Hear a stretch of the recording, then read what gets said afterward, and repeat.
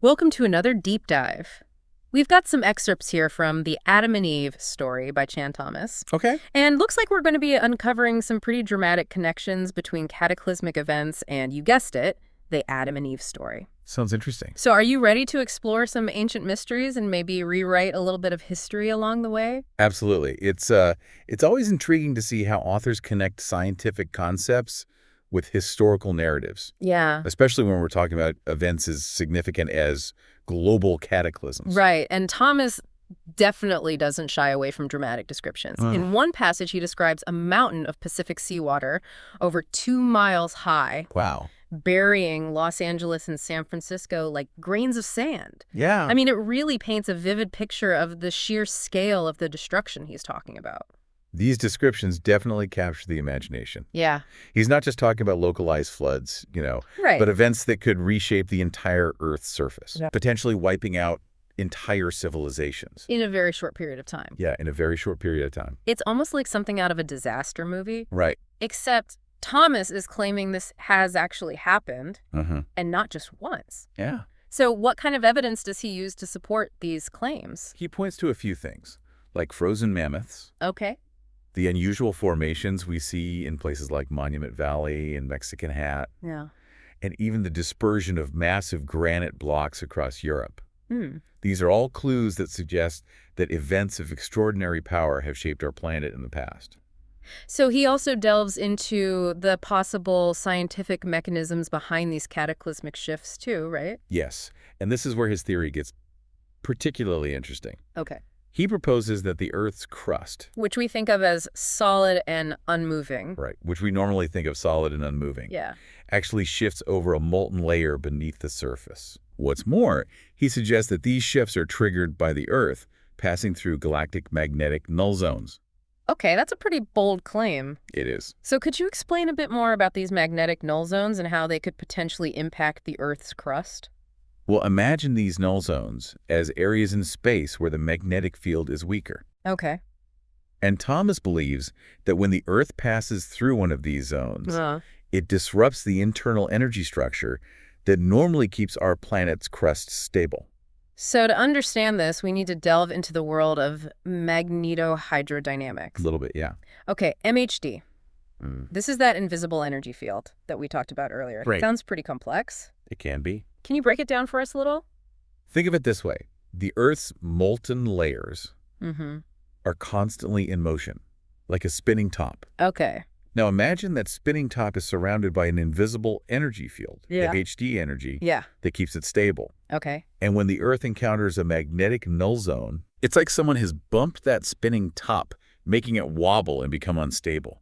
So the MHD energy is like a stabilizing force. Exactly. And these magnetic null zones act like disruptors, Yes. potentially causing the Earth's crust to shift dramatically. Exactly. Okay, so it's important to remember that this theory is not universally accepted in the scientific community. Of course not, no. But Thomas grounds his ideas in concepts from physics, drawing on the work of Nobel Prize-winning physicist Hannes Alfvén. Yes, very much so. So it's not just pure speculation. He's trying to build his theory on existing scientific principles, Right. which is reassuring, Yes, at least to some degree. To some degree, yeah. But let's get to the heart of the matter. The Adam and Eve connection. Okay. How does Thomas link cataclysmic events to this ancient biblical story? This is where Thomas's interpretation gets particularly thought-provoking. Okay. He suggests that the biblical account of Adam and Eve could actually be a retelling of a real cataclysmic event, Wow. passed down through generations.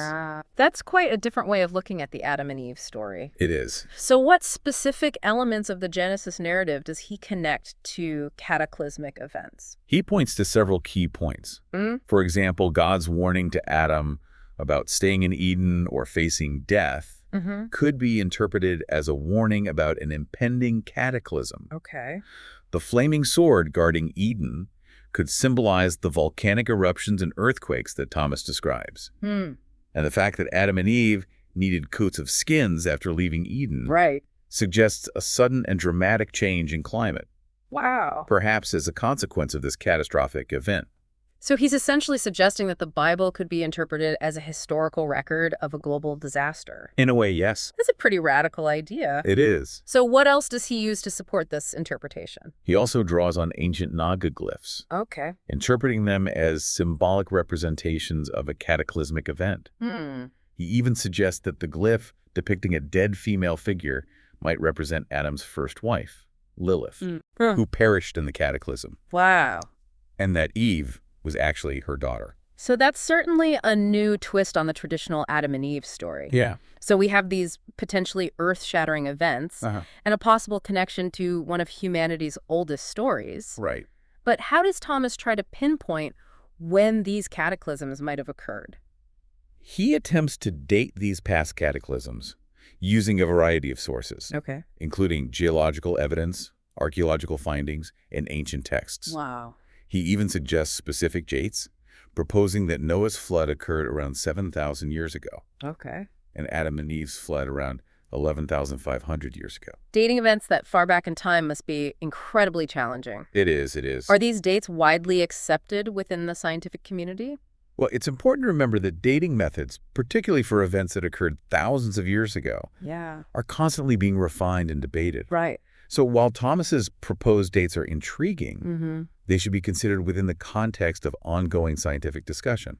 So we shouldn't necessarily take these dates as absolute truth, Right. but rather as part of an ongoing exploration into our planet's history. Exactly. That's a good reminder for all of us. Yes, it is. But let's assume for a moment that these cataclysms did happen, as Thomas describes. Okay. What does that mean for us today? That's a great question. Why should we care about these potentially devastating events from the distant past? And it leads us to one of the most unsettling aspects of Thomas's theory. Which is? He argues that these cataclysms are not random occurrences, Okay. but part of a larger cycle, potentially linked to those magnetic null zones we discussed earlier. Right. He even goes so far as to warn about the potential for future cataclysms and the societal consequences of a declining magnetic field. So he's not just describing past events. No. He's issuing a warning about the future. He is. Could you elaborate on that? What kind of consequences does he envision? He paints a rather bleak picture of increasing criminality, societal breakdown, and ultimately, another catastrophic shift in the Earth's crust. That raises some serious questions about our preparedness for such events. Yeah, it does. Does he offer any suggestions for how we might prepare for such a potential cataclysm? He does. Like? He recommends that readers build shelters and stock up on essential supplies. So it sounds like he's encouraging us to take his warnings very seriously. Yes, I would say so. But before we all rush out to build bunkers, Right. let's dive a bit deeper into the science behind his theory. Okay. We've talked about MHD energy and magnetic null zones. Yes. But how does he actually explain the mechanism that causes these massive shifts in the Earth's crust? That's where Thomas delves into the fascinating and complex world of Hannes Alfvén's research on magnetohydrodynamics. Okay, let's unpack this MHD concept a bit further. Right. This is where things might get a bit technical. A little bit, yeah. So Alfvén's work demonstrated a previously undetected form of energy, a combined field of electrical, magnetic, and physical forces that permeates space. Yes. And he proposed that this MHD energy influences the behavior of stars and planets. It does. So we have this invisible energy field, MHD, that's potentially influencing our planet. How does that connect to the Earth's crust shifting? Well, Thomas suggests that the molten layers inside the Earth act similarly to the mercury Alfvén used in his experiments. As long as they are permeated by this MHD energy, they behave as near solids, keeping the Earth's crust stable. So this MHD energy is like a glue that holds the Earth together. In a sense, yes. But remember those magnetic null zones? I do. Thomas argues that when our solar system passes through one of these zones, the Earth's internal MHD energy structure weakens. Right. So the glue that holds the Earth together weakens, and the crust becomes more vulnerable to shifts. Precisely. And when that happens, the consequences can be catastrophic, leading to the massive earthquakes. Volcanic eruptions and those supersonic winds that Thomas described so vividly. This theory certainly challenges conventional thinking about Earth's history. It does. And the forces that shape our world. Yes. We've gone from dramatic descriptions of global disasters to this invisible energy field that's potentially holding our planet together. We have. It's a lot to take in. It is a lot to process. We've only just scratched the surface of Thomas's theories. Right. There's still much more to explore, Yes. including his analysis of the Adam and Eve story and his ideas about ancient civilizations. Okay. But before we get too far ahead of ourselves, Right. let's take a moment to reflect on what we've learned so far. Okay. We've explored Thomas's theory that cataclysmic events have shaped Earth's history, Yes. potentially wiping out entire civilizations. Right. And we've delved into the potential role of MHD energy and those mysterious magnetic null zones.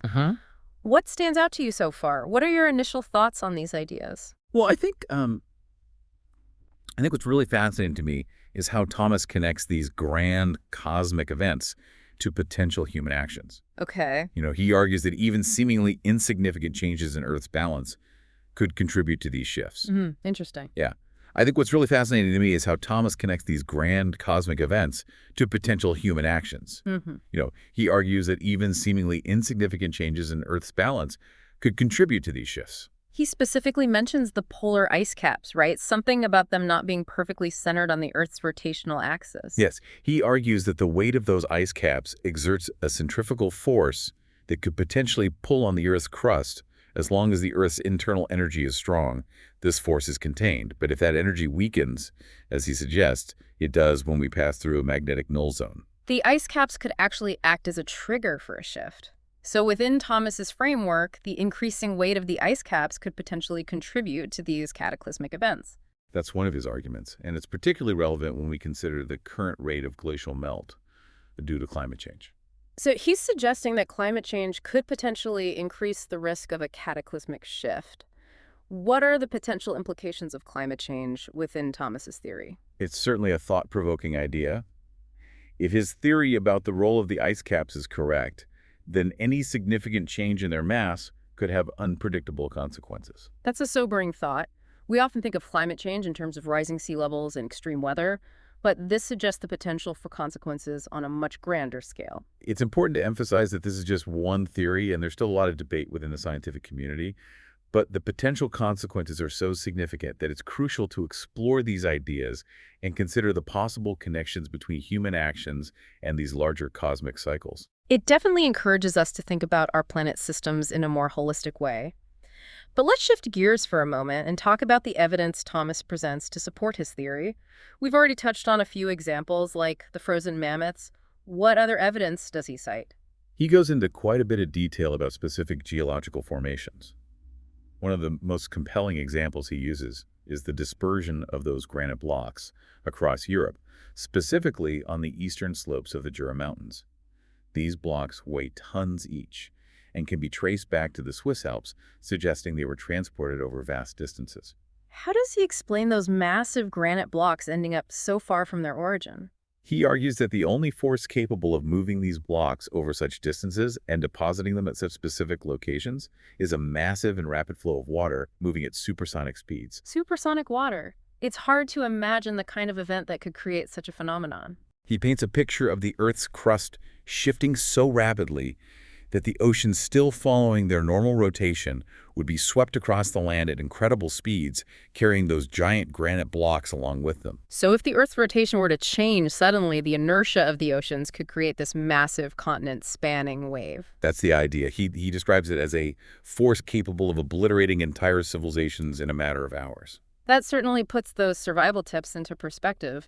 But beyond the destructive power of these events, Thomas also sees them as forces of renewal. How does that concept fit into his theory? He argues that while cataclysms are undoubtedly devastating in the short term, they ultimately serve to cleanse the Earth and reset the balance of nature. So it's like a cosmic reset button, a way for the Earth to start fresh and rebalance itself. In a way, yes. He sees these events as part of a larger cycle of creation and destruction, a pattern woven into the fabric of the cosmos. This concept of cataclysms as both destructive and regenerative forces is a fascinating perspective. It adds a layer of complexity to our understanding of these events. It seems Thomas believes these cataclysms aren't just random events, but part of a larger, potentially predictable cycle. That's right. And he connects this cycle to the Earth's passage through those galactic magnetic null zones we discussed earlier. Does he suggest that if we understood these cycles better, we could potentially predict when the next cataclysm might occur? He certainly believes that by studying the patterns of past events and understanding the forces at play, we might be able to anticipate these shifts and prepare accordingly. That would be a game changer to be able to predict such events. But let's venture into some of the more unconventional aspects of Thomas's book. He also discusses UFOs and angels. Where do those concepts fit into this whole cataclysm theory?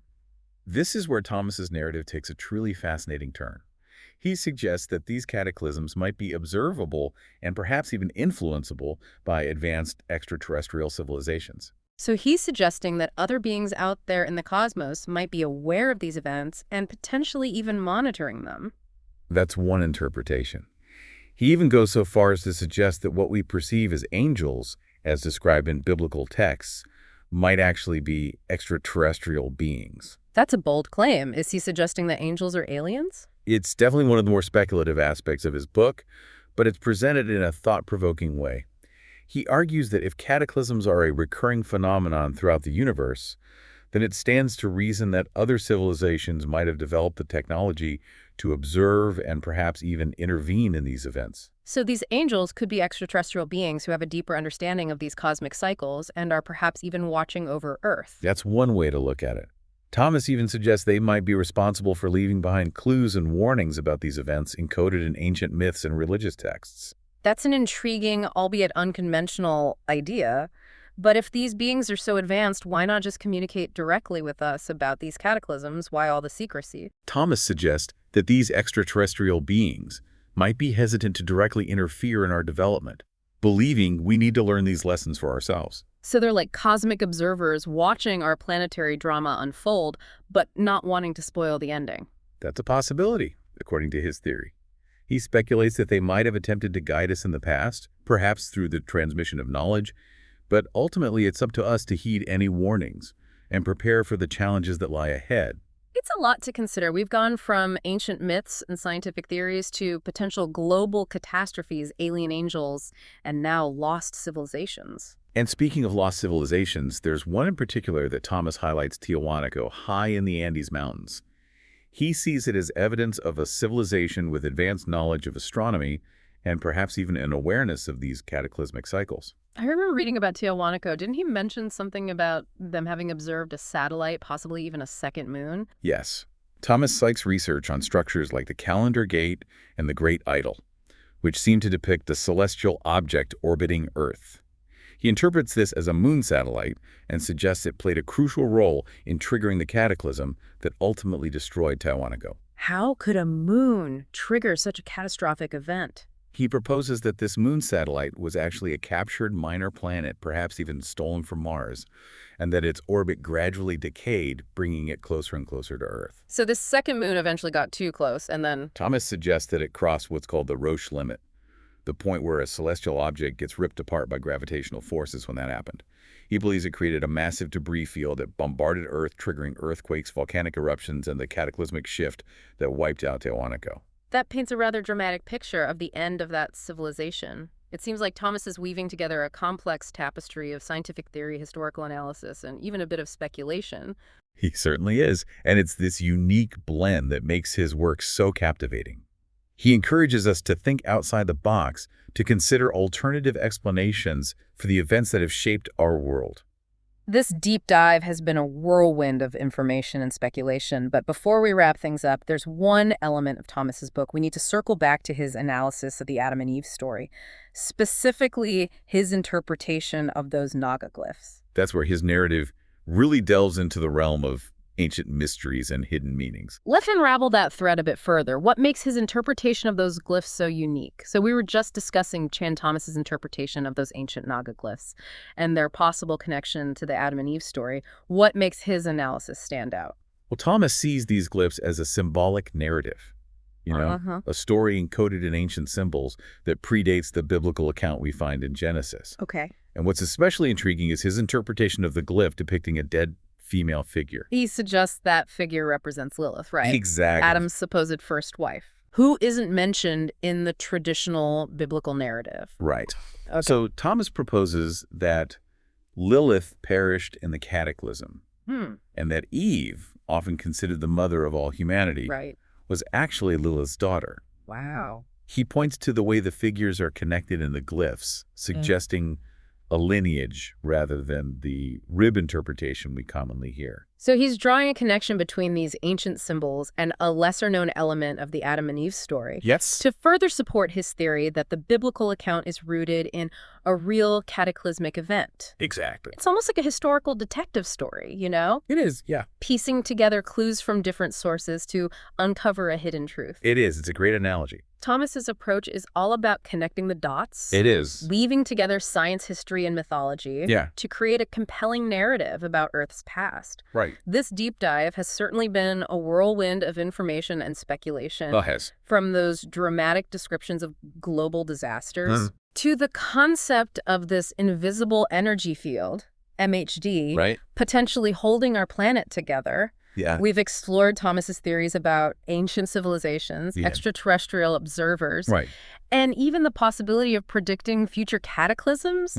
It's a lot to process. It is a lot to process. And whether or not you agree with all of his conclusions, Thomas's work encourages us to think differently about Earth's history. Absolutely. To challenge conventional thinking and to consider alternative explanations for the events that have shaped our world. I completely agree. That's a valuable takeaway from this deep dive. It is. We're reminded that our understanding of the past is constantly evolving. As we uncover new evidence and explore new ideas. It is. Thomas's work, regardless of whether you accept all of his theories, prompts us to ask questions and consider the vastness of both the universe and the mysteries it holds. It does. It highlights the interconnectedness of everything.